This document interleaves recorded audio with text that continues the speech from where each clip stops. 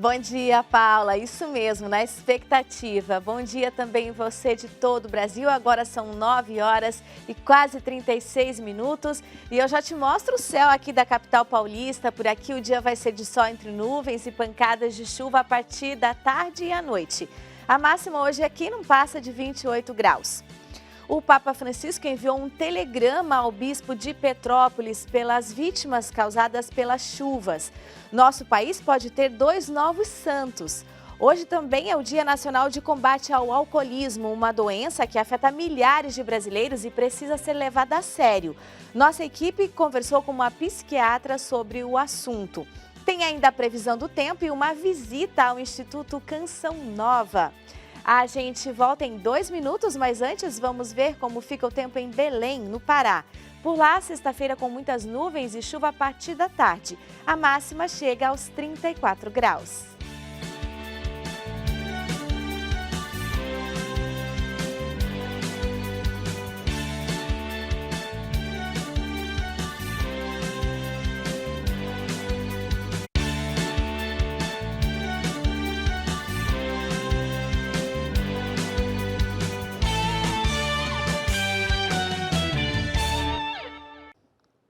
O Papa Francisco enviou um telegrama de pesar ao bispo de Petrópolis, Dom Gregório Paixão. A Júlia Beck, do nosso site de notícias, tem as informações. Bom dia, Delita. Bom dia a você de casa. Em telegrama, o Papa afirmou tomar conhecimento com profundo pesar das trágicas consequências do deslizamento de terras em Petrópolis. Até o momento, 120 pessoas morreram e 116 continuam desaparecidas. O Santo Padre pediu ao bispo de Petrópolis que transmita às famílias das vítimas as suas condolências e assegurou as suas orações. Também hoje o pontífice expressou solidariedade às vítimas do naufrágio na costa canadense, ocorrido 3 dias atrás. O Papa manifestou sua tristeza e rogou pelos que choram por seus entes queridos. 10 pessoas morreram em decorrência do naufrágio, 11 estão desaparecidas e 3 foram resgatadas com vida. Esses e mais conteúdos você encontra no nosso site noticias.cançãonova.com. O presidente da Ucrânia minimizou a possibilidade do país integrar a OTAN, a Organização do Tratado do Atlântico Norte, também chamada de NATO. A entrada da Ucrânia na OTAN tem sido o estopim para o aumento das tensões na região. A crise no leste europeu também se reflete nas igrejas russas e ucranianas. Quem explica essa questão é o nosso correspondente José Miguel, direto de Macau, na China. Bom dia, Brasil. A situação na Ucrânia parece estar a melhorar depois da aparente retirada das tropas russas de alguns pontos da fronteira entre a Rússia e a Ucrânia. Uma situação que está a agradar à comunidade internacional, mas que é vista ainda com algum ceticismo pela NATO, pela União Europeia e também pelos seus aliados dos Estados Unidos e do Reino Unido, uma vez que dizem que as tropas russas poderão apenas estar a ir de uns pontos para os outros e não a retirarem efetivamente as suas tropas de volta às bases iniciais ou até mesmo a um grande contingente de volta a Moscou. Em toda esta situação ainda não se ouviu falar dos patriarcas, do patriarca da Rússia e do patriarca da Ucrânia. Lembrar que a Rússia invadiu a Crimeia em 2014, invasão essa que foi depois efetivada politicamente com o referendo que foi feito na Crimeia em 2015, em que a população disse querer a presença de Moscovo, a governação de Moscovo ou da Rússia na Crimeia.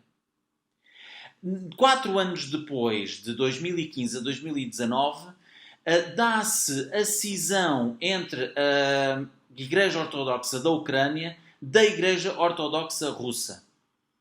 Esta é uma situação que desagradou em muito a Igreja Ortodoxa Russa, uma vez que deixou de ter qualquer poder sobre a Igreja Ortodoxa da Ucrânia, que para sair da alçada da Igreja Ortodoxa Russa teve o beneplácito do Patriarca de Constantinopla em Istambul.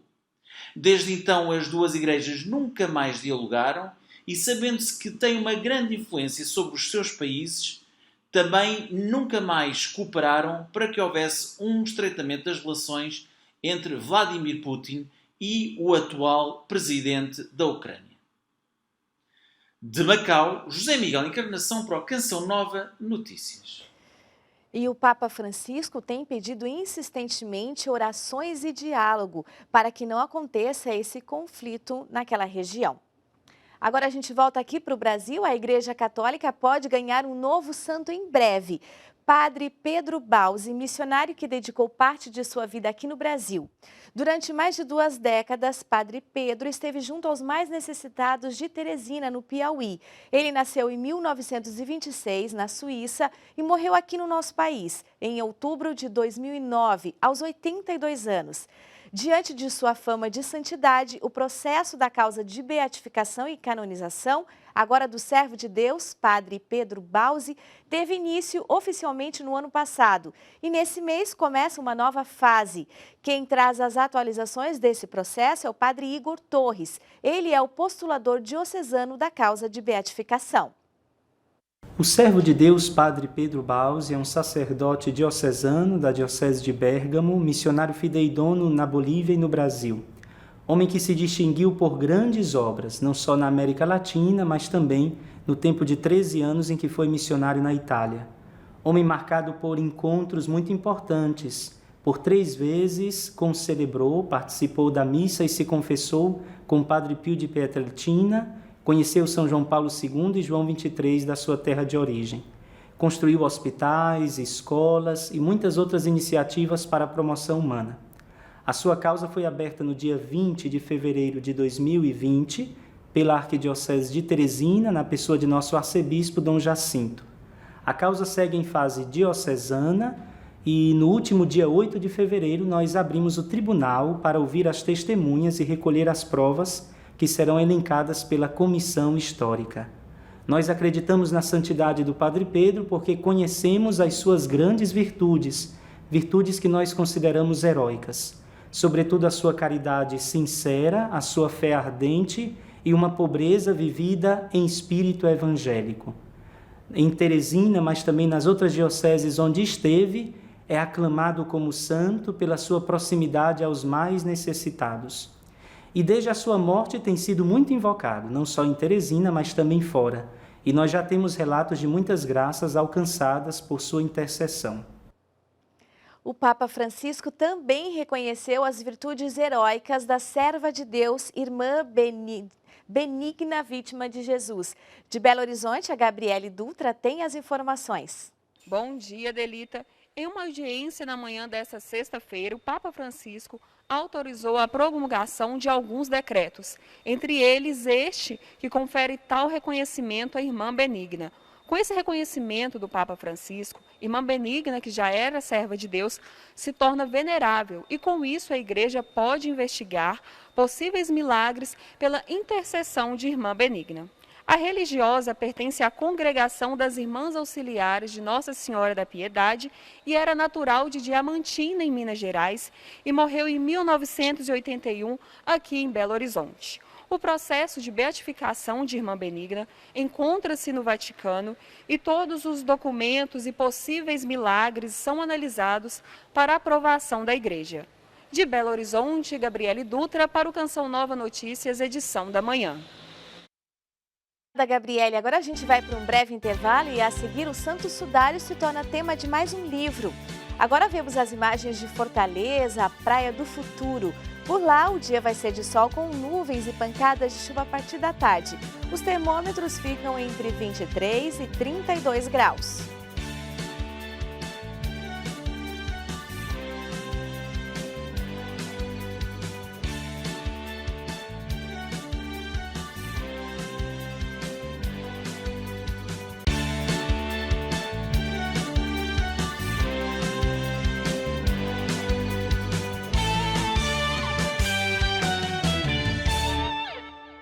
O Santo Sudário é uma das relíquias mais famosas da Igreja Católica. Por séculos ele foi estudado e ainda hoje é tema de pesquisas e livros.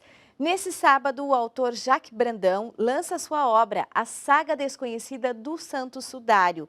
A Aline Mestre está lá no Museu de Arte Sacra e conversa agora com um pesquisador para falar um pouco mais sobre essa relíquia. Bom dia, Aline. Bom dia, Adelita. Bom dia a todos que acompanham a Canção Nova Notícias. Pois é, eu estou aqui do lado do Jack Brandão, que é especialista, estuda o Santo Sudário há 30 anos, Adelita. Então, ele tem muita história aí para contar para a gente. Vamos saber um pouquinho mais sobre essa relíquia? Bom dia, Jack. Conta para a gente os dados mais impactantes aí que você descobriu sobre o Santo Sudário nesses 30 anos. Bom, é muito importante nós lembrarmos o seguinte. O sudário, ele deixa de ser uma relíquia no século XIX. Quando eu digo isso, as pessoas falam, ué, o que isso quer dizer?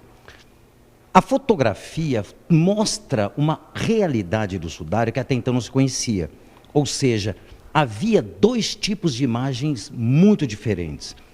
A imagem do homem e a imagem que subjaz a este homem. Por que isso? Porque quando você olha o sudário de frente, você não consegue enxergá-lo plenamente. Foi a fotografia que fez isso possível. Outra coisa que é muito importante é o seguinte, a própria história da arte mostra,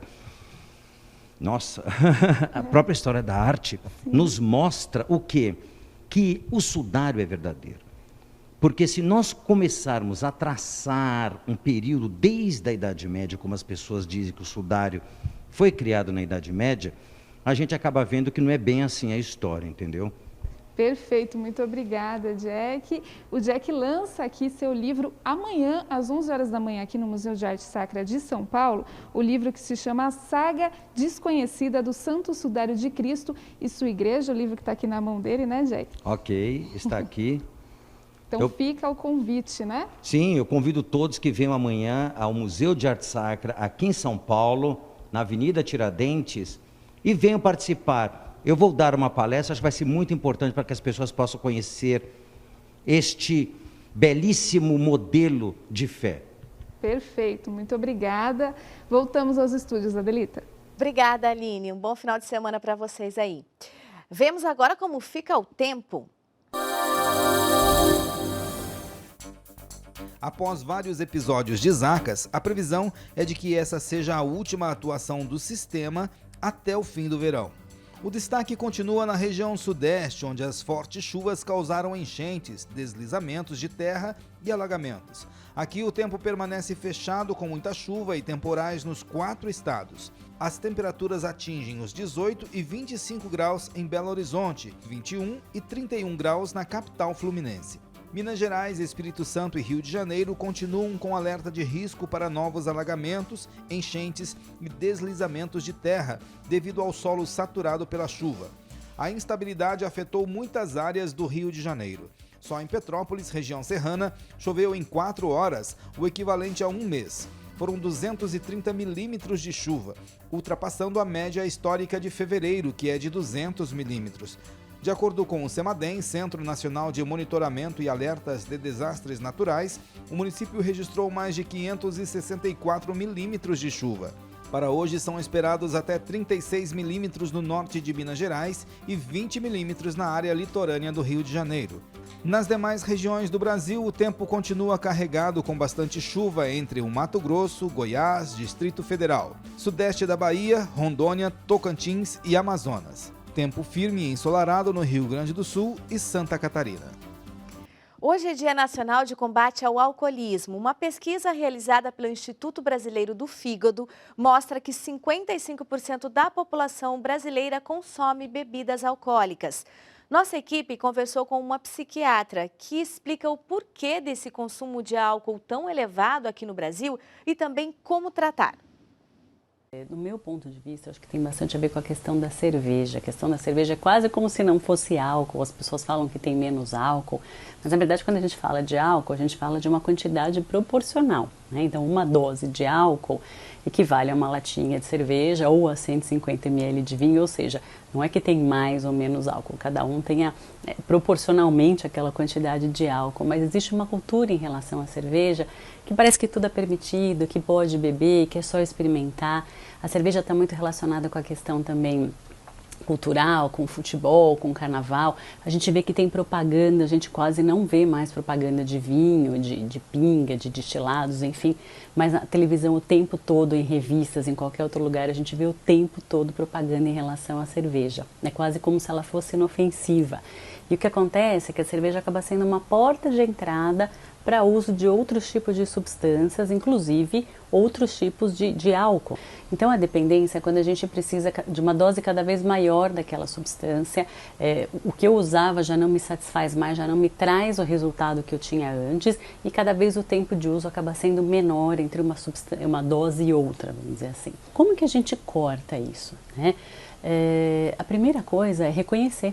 Muitas vezes as pessoas falam isso, não, eu não tenho problema, eu posso parar quando eu quiser, eu só uso socialmente, isso é o que a gente mais escuta, né? Eu só uso socialmente, e daí a família fala, não, ele não faz uso só socialmente. Então, essa é a primeira mudança que a gente tem que ter para tentar diminuir um pouco o padrão do uso, é justamente essa educação, essa campanha de conscientização. Então, a primeira e mais importante é a pessoa se conscientizar de que ela tem um problema de saúde e que ela precisa mudar isso, ela precisa tratar.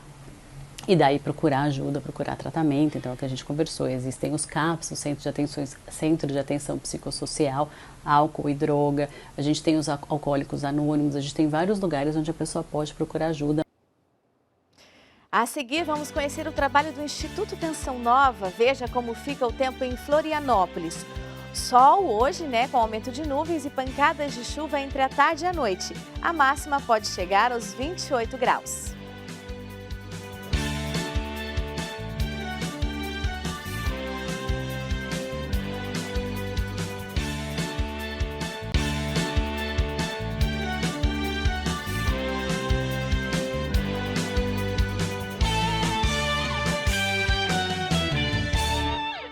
O Seminário São José, na Diocese de Santos, está celebrando seus 75 anos. Vamos conhecer um pouquinho de sua história com Dom Tarcísio Escaramuça. A nossa Diocese está comemorando uma grande festa, 75 anos de criação do nosso Seminário Diocesano, Seminário São José. É toda uma história muito importante para a vida desta igreja. Ter um seminário é uma grande realização, um grande acontecimento. E 75 anos, portanto, é tempo de jubileu, é tempo de dar graças a Deus e sentir essa graça de Deus presente no nosso seminário. O seminário é de toda a diocese, naturalmente tem os formadores, tem uma responsabilidade muito grande na formação, tem o bispo, primeiro responsável por toda essa formação para a vida da igreja, mas toda a igreja é responsável pelo seminário e participa da formação também dos seminaristas. Por isso nós agradecemos também a Deus, todos que têm essa consciência. Nosso seminário ele tem a participação de todas as paróquias, não apenas no sustento do seminário, mas também na formação. Nas paróquias que os seminaristas fazem as suas experiências pastorais, seus primeiros trabalhos pastorais, são justamente os espaços de crescimento na ação pastoral, com acompanhamento dos padres, dos diretores espirituais e de todo o povo, que também contribui muito para essa formação. Parabéns ao trabalho aí do seminário. Nós já conhecemos as unidades da Rede de Desenvolvimento Social Canção Nova que prestam serviços na área da saúde e da assistência social. Agora é a vez da área da educação. O Instituto Canção Nova atende crianças e adolescentes desde a educação infantil até o ensino médio, além do curso técnico de rádio e TV. E não para por aí, tem ainda a Faculdade Canção Nova. Mas hoje nós vamos falar da educação infantil. A Ana Amélia Hummel é coordenadora dessa área. Bom dia, Ana Amélia. Conta pra gente como é o espaço físico da educação infantil, que como nós podemos ver, vai muito além da sala de aula. Assim, é uma alegria falar da educação infantil, A primeira infância é uma fase crucial, assim, no desenvolvimento infantil de nossas crianças, E quando nós, Instituto Canção Nova, quanto missão, pensamos na educação infantil, no desenvolvimento dessa criança, é isso que a gente traz para ela, é o estímulo, é a motivação, é o desejo por esse desenvolvimento, por essa aprendizagem. E como tudo isso acontece? Acontece aqui, nesse chão que nós estamos pisando, no parque, na horta, no zoo, nós temos um mini zoo, nós temos o painel sonoro, nós temos o painel sensorial, nós temos as rampas que são todas pintadas com desenhos no chão. Então, tudo vai nesse processo mesmo do desenvolvimento, pensando no desenvolvimento integral da criança dentro desse espaço físico que é a educação infantil no Instituto Canção Nova. E quanto à metodologia de trabalho, Ana Amélia? Sim, assim, a gente é todo Dom Bosco, né? Então a gente vem com o método preventivo, a religião, a razão e a amor e voleza. Então, assim, esse é o caminho, né? E esse é o caminho, um tripé, onde ele passa por tudo, né? Onde ele passa pelo desenvolvimento humano, cognitivo, emocional. Então, a gente trabalha essa criança num todo, sempre pensando nela, no seu desenvolvimento, proporcionando a ela oportunidades de se desenvolver. A gente tem a gente pode dizer assim, que a gente tem janelas de oportunidades, né? E aqui as nossas crianças, essas janelas estão abertas para ela. Então, a gente vai em cada faixa, em cada idade, sempre querendo trazer o desenvolvimento para essa criança. Muito obrigada, Ana Amélia, que esse trabalho produza cada vez mais frutos ainda. Amém. Nós sempre. Na semana que vem, nós vamos conhecer o ensino fundamental e médio. Para saber mais, acesse instituto.cançãonova.com. De Cachoeira Paulista, Luciane Marins, para o Canção Nova Notícias, edição da manhã. E nosso muito obrigada a cada sócio que evangeliza conosco e que contribui com essa obra, para que obras como o Instituto Canção Nova possam ir para frente. Um ótimo final de semana a todos. A gente se despede com imagens lá do Distrito Federal.